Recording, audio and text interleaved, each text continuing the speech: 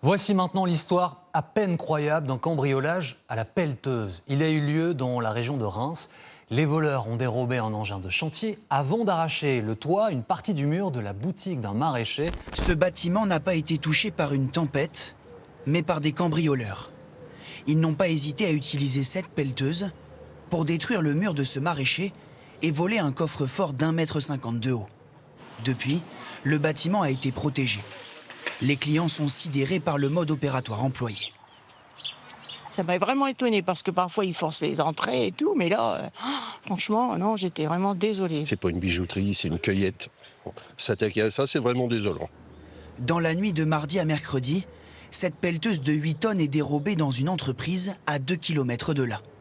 Ils vont mettre environ 30 minutes pour rejoindre le bâtiment, situé dans une zone isolée. On voit bien les traces qui passent en plein milieu du champ, là.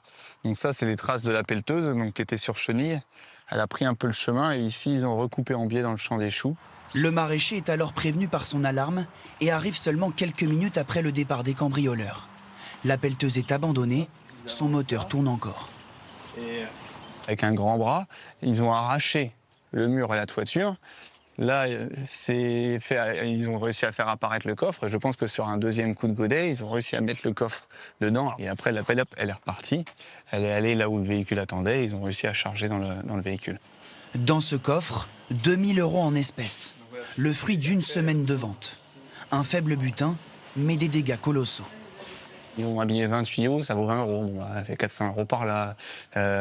Les chaises, les tables.